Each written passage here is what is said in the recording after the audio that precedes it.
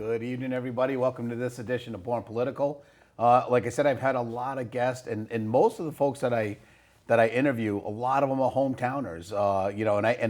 And I think that everyone grew up here and everyone lived here. But then I step back and see the folks that we serve today, and realize that most of us aren't from here. Like myself, I was an Army brat that was born in Germany. My father was from Connecticut, but his father came from the Philippines, and we landed up here. And talking off air to this gentleman that I'm going to interview tonight, and there's a lot to talk about. This is someone that served on our community board of the RTM, has been a town councilor, been our mayor, served multiple different times on multiple boards, and we're going to get to know him. I'm going to welcome and introduce Harry Watson to the show. Harry, I appreciate you coming on tonight, and thank you for being here. Well, thanks for having me, Joe. I really appreciate it. I think where you were going at the beginning about not being from Groton, I'm in our discussion before we started, I'm actually a military brat, as you are. Yeah. I moved here when I was in a senior year of high school, to Montville, and I didn't move to Groton until 1983. And I'm going to reverse backwards a little bit. I'm going to ask, where did it start? Like, what state were you born in? I know we talked off air about all the places you've been, but where was the start for Harry Watson? I was born in Staten Island, New York. Staten Island. I have a son that lives there now, actually. It's kind of funny.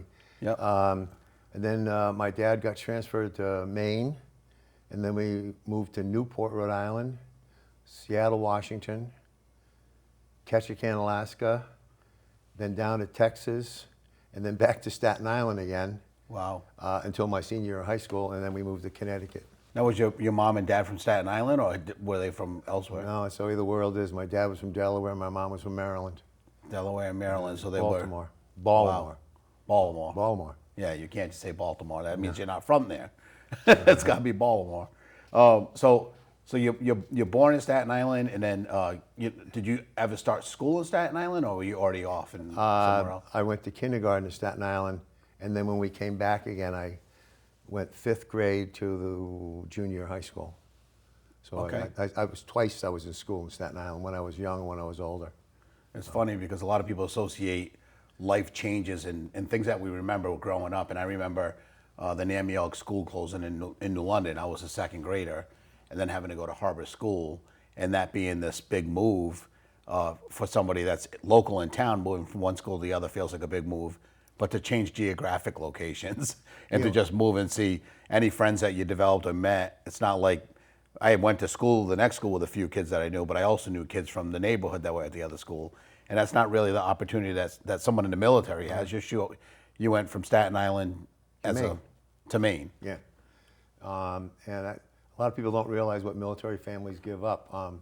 The adult that's the parent that's in the military is in the military, but I mean, every time you change schools, you always have to deal with the bully of the school. Yep. And you don't have people you grew up with as lifelong friends, because you're changing schools so much. Yep. And starting all over again. So. No, I hear that a lot. I've talked to a lot of military people where they say, God, I envy you a little, Joe. There's a kid you went to high school with that was also your best man in your wedding that you still go out to dinner with, and you guys talk, and you're 50. And they feel like they lack that. And I think that there's somewhat of a military community and camaraderie too. Oh, yeah. Where they establish this bond, and that mostly ends up serving the folks that served, because they were at an age where, I mean, you didn't keep up a bond with somebody that was in 3rd or 4th grade probably. You knew them, possibly. But I might remember 1 or 2. Yeah. It's just. Plus, it might have been 2 different schools if we moved. Yep.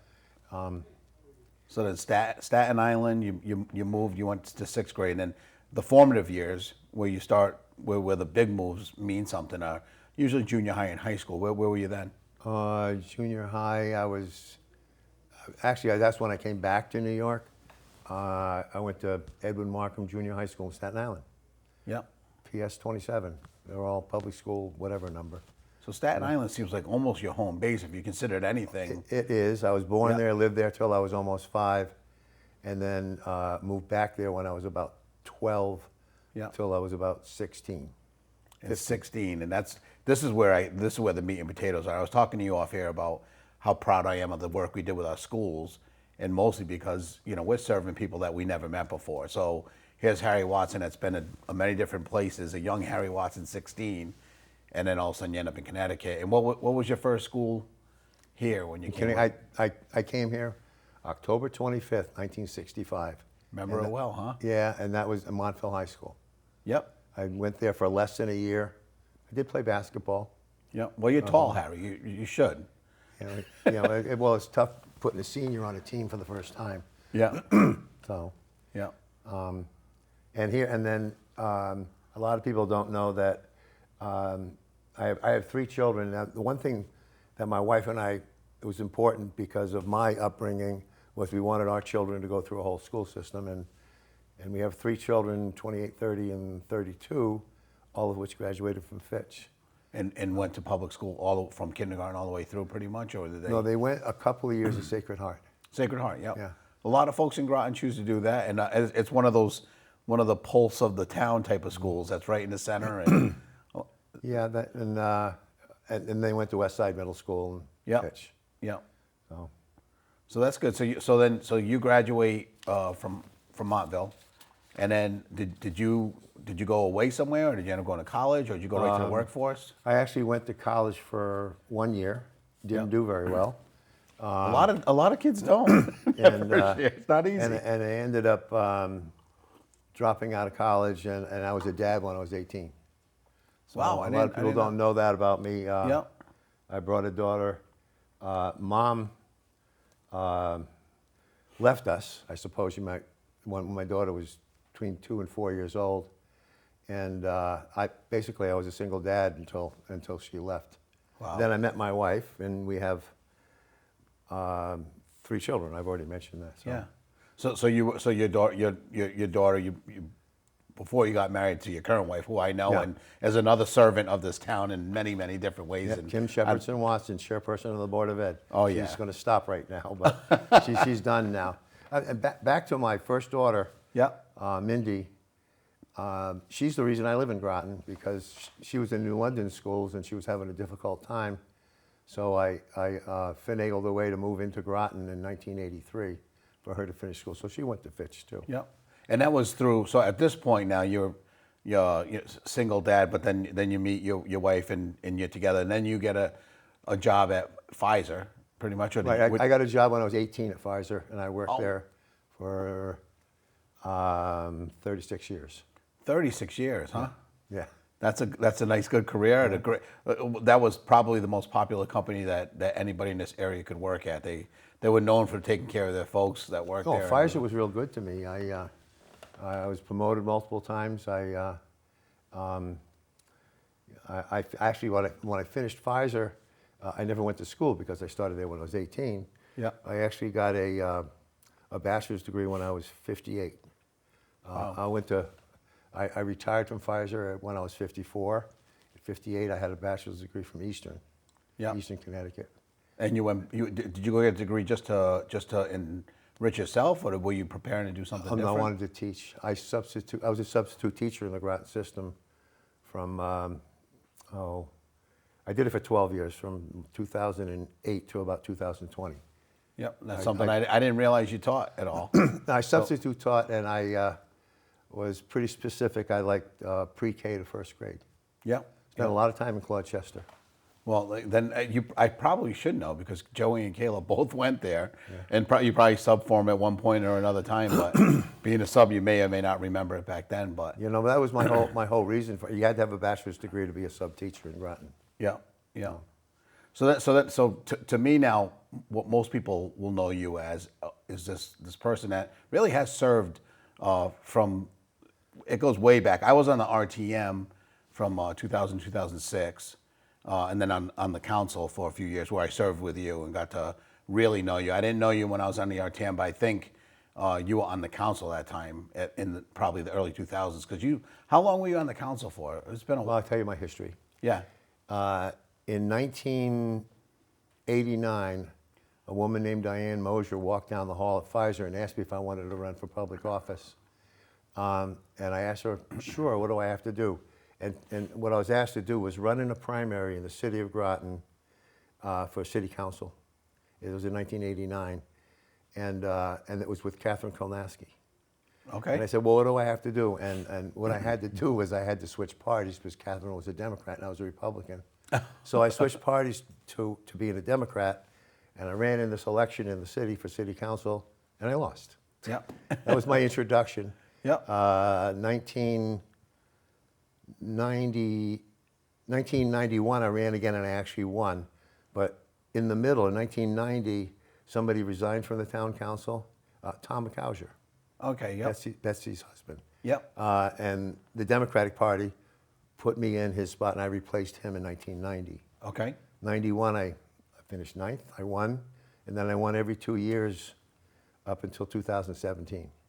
All the way up. So when I So I 27 served years with on the you. council. Yeah, and I think of you very fondly because you know thank when you. when we got on the council together, it was the Democrats who hadn't really controlled the council for almost 30 years at the point, and it was 5-4, and I think a lot of us were very new. You know, it was a new. Rita, I think, was the only one who really had council experience. Rita Schmidt? Rita Schmidt was the only one, and it was Moravzik and Bob Frank, myself, and Genevieve Cerf were very limited. It was more RTM experience, and there was a lot of times on that council that I remember when there were a lot of it was historical questions and why we did certain things. And I think when you have someone that's been on a council as long as you were, without having to look or dig into a book or find out a reason why. We really got some good information, live information from you, and I always appreciated that. And also the knowledge. People don't understand what it takes to actually move things forward sometimes in the council. It's not easy. It's a process. It is. It's you know, you're speaking for 40,000 people at that point, and I don't know how you felt, but my first election to council, I really even RTM to me, and you're currently on the RTM. Right? Yeah, right, I am. I have been for 3 years. I was appointed to that position too. Yep. I didn't explain why I became a Republican though. You did. Let's talk about it. So, okay, well, Yeah. I told you how I became a Democrat in Yep, 1989.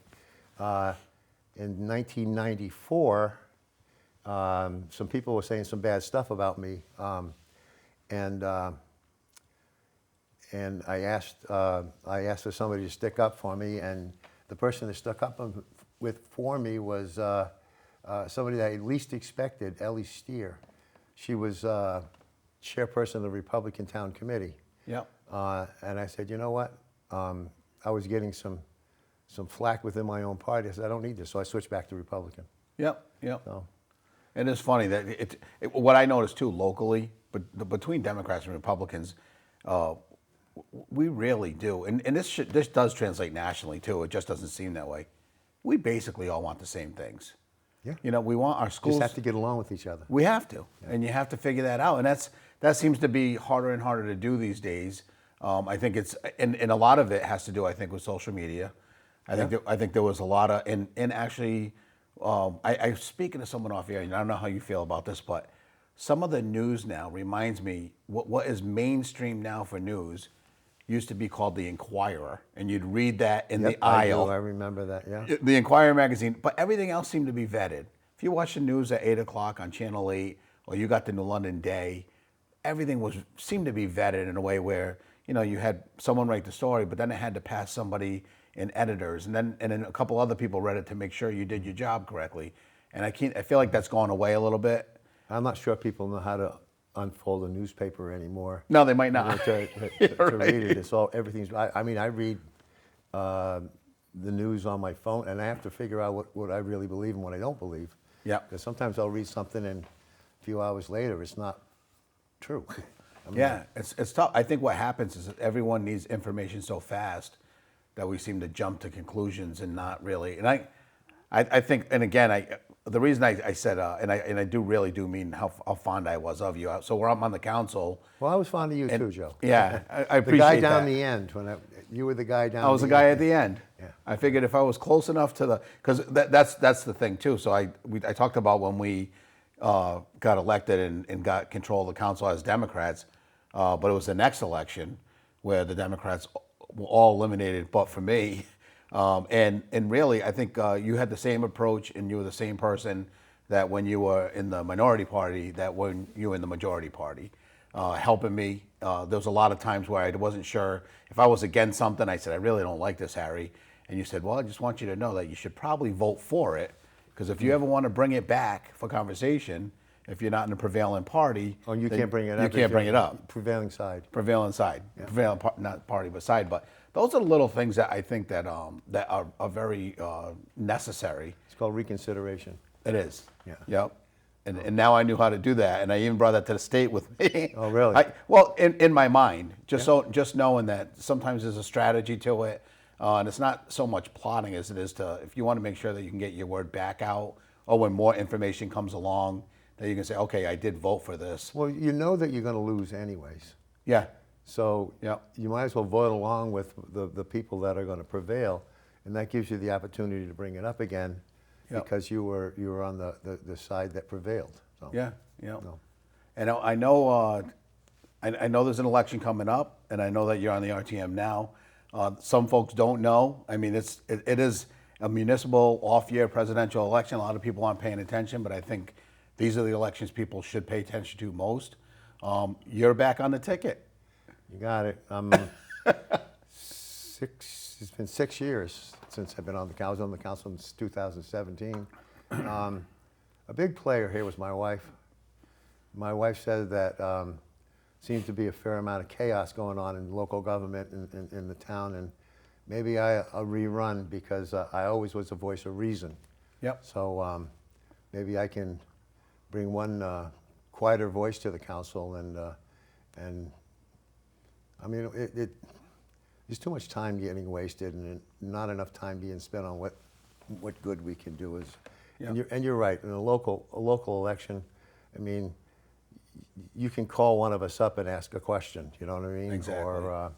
Or email one of us, or we're out there in the community. So It's the closest to the people that you're going to get. Even state rep, to me, I thought I felt like I had a good connection, but nowhere near of because usually if something matters to you, I think off air we talked about your pothole story, Yeah, right? yeah. But those are really the types of things that you're up against, and the big national politics that seem to separate us all the time doesn't really come into play at the council level, and does in a lot. Sometimes it does. I'm not saying it never does. And there will be ideologies of how you spend money and where. But for the most part, I think everybody wants a good school. When I talked about, us all wanting the same things, when I think of you in council too, it was, people would chuckle, but Harry would constantly say, what about a pool? We have 40,000 people that live in Groton, and we can't have a pool. And it annoyed you, and I think it was something that bothered you. it still bothers me. Man, I had 3 children that swam at Fitch, and I see what East Lyme has. Groton is a big enough community to have a pool, but there's a pool, on the radar screen with Park and Recs right now. Yeah, yeah. I mean, I've been to some of the meetings. Yep. Even though I'm not elected, I was interested. There's talk about putting a pool in somewhere. It's just something that everybody in the town could use. Yeah. It's not like. If enough people get up and say something, that's getting back to your local officials, it'll happen. I can tell you a story about why we have the skateboard park. I don't remember when, I do remember when that was. I was 50 years old. So it would have been 25 years ago. So it would have been 1999. Yep. There was a guy named, I think it was Jeff Paparocki was his name. And him and a group of people, young people, wanted to have a skateboard park in the town. And you know what? They came to all the public hearings for the budget, and they spoke on it, and they brought a whole group of people. I mean, that's what you have in local government. You have people that sit there and listen to people. And guess what happened? Yep, we got it. We got a skateboard park. There was a lot of negative connectivity. People connected skateboarding to negative things. Yeah. And I think when people show up at meetings, and I always say that, everyone thinks that they don't have power. If you're out there and you want something done in your town, show up at a meeting. Because a lot of times, council meetings are virtually done in front of nobody. Many times it's just the councilors that are elected and the town staff that's there. What I noticed, and we've seen it, if the town's upset about a certain issue, whatever the hot topic of the day is, the house is full. they show up, and usually they get what they want. And I think it sounds like the skate park kind of did that. but because they had, they saw value in it, and now after 25 years, here's someone that I could walk to that park very easily. It's not even a quarter of a mile from my house. Not with your skateboard, though. No, I will not skateboard. I have actually nightmares of going down a hill and waking up and I'm on a skateboard. They just have always seemed weird to me. It doesn't seem natural. But to see the amount of use that park's gotten, and so you were also on It's become a destination for skateboarders. Oh, too. it has. Yeah. Yeah. And when I think of the body of work that you have been involved with from this length of time on the council, you have the skate park, Pequannock Plains is something I think that you had to be a part of because that park was done while you were mayor probably or on the council. I was not mayor. I was in 1995, I think, right about. No, it was after that because I think I moved here and the park wasn't in yet. Okay, well, I got here in I'm sorry, 97. we had the committee in 1995 probably. Yep. Had to get Jane Dauphiné. It was Jane Dauphinet's idea to put Pequannock Plains in. Yep. She was mayor and a councilor for a few years, and Pequannock Plains was just an overgrown field that would have a carnival once a year. Yep. And so we formed a committee, and we got some neighborhood people. Yep. The Park and Recs people and myself and Jane were co-chairs of the committee, and we got all done with it. We got a grant to put that field in back in the 90s, and one of the criteria for applying for the grant was it would have to be spent on a park that would be people could walk to it, accessibility by walking there for lower income people. Yep. And it's a perfect spot for that. I just think of all the kids that walk there and play football, soccer, and whatever else they play. Rick Norris talks about it a lot. He says the best money Groton ever spent. Because it was with the grant and with the money that was put in, it wasn't very expensive. But if you divide that, $600,000. how much was it? About 600,000. Yeah, and if you divide that, especially over the years of use that's been in play already, you divide that by the amount of people that are on that field. I can't think of another field locally or even regionally where it has that kind of use. Oh, it's the nicest every field day. in southeastern Connecticut. I mean, it's the nicest playing area. And that's what Park and Recs now is talking about, maybe expanding right in through Gloucester School. Yep. To make it just a bigger, talking about baseball fields, maybe a pool. Yep. Now, if you get elected, and that's, to me, what more important, when I think of vision, and especially because of your background, and I didn't know how diverse it was as far as how many schools you went to, but when I got elected, you're really forced to look at your community in a different way, ways that most people don't. And what I really noticed was the military community moving in and out. I talk about it a lot because it really is impactful. When you hear, I coached T-ball this year, and before we played our first game, we had a few practices. Two of the kids left. One was in Hawaii and one was somewhere else. And so these kids were all excited about playing with this new team that they were practicing with. And guess what? The rug get pulled over from underneath them. And my guess is by the time they find their way, I mean, T-ball's okay, but if you're 11 and 12 years old, you probably can't catch on with another team in another community because of Little League restrictions. And it just reinforces the idea that if someone's going to be in there, they should have a basic knowledge of what that feels like and what it's like to be that way. And you're someone who actually has voted for a lot of things that improved all those conditions. Oh, yeah. Yeah.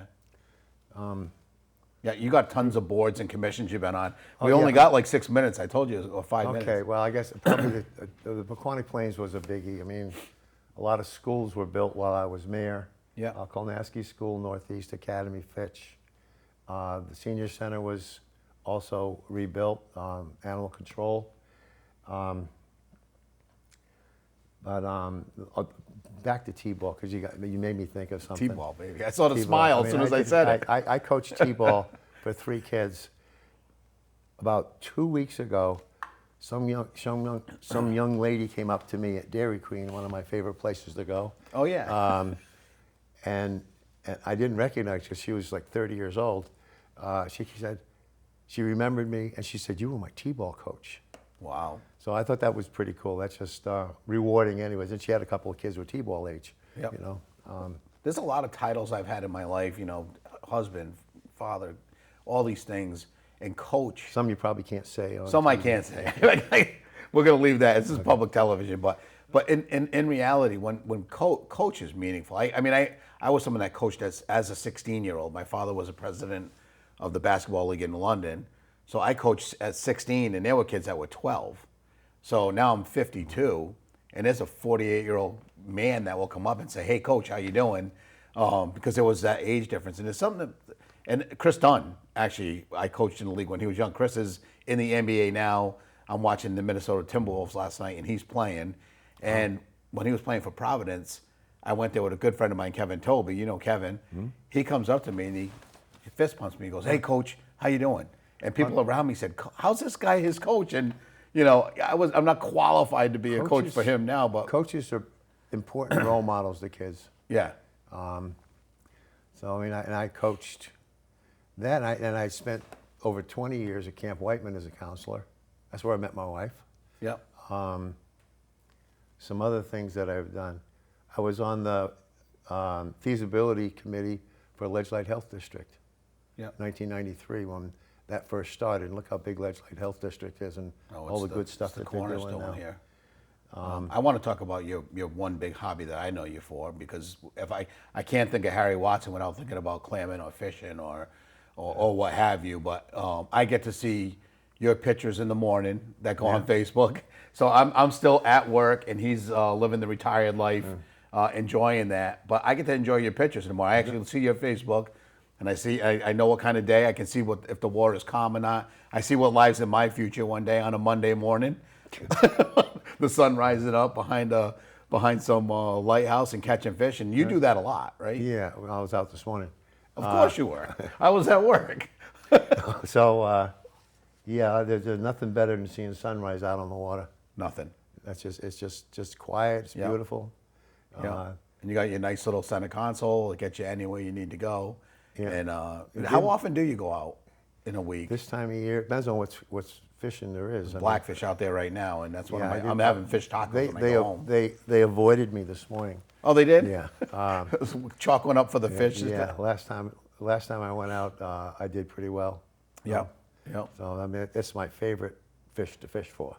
It's one of my favorite fish to eat. My son-in-law went fishing yesterday, and as soon as I leave this show, I'm having fish tacos with my grandson, my daughter, and my son-in-law. So that's again, I don't want to break that up because we're almost out of time. But is there another board or something you want to mention that you forget that?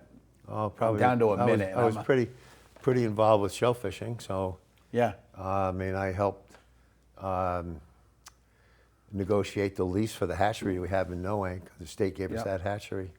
That's actually what got me into volunteerism back in the 80s. Yeah. And you go clamming, you know what the Quantic River is like.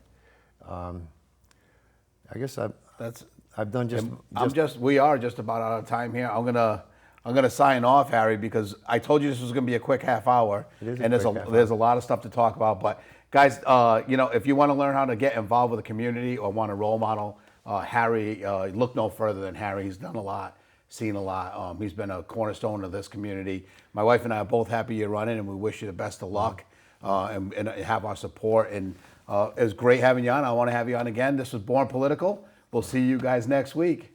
Thanks a lot, Harry. Thanks, Joe. Thanks for having me on.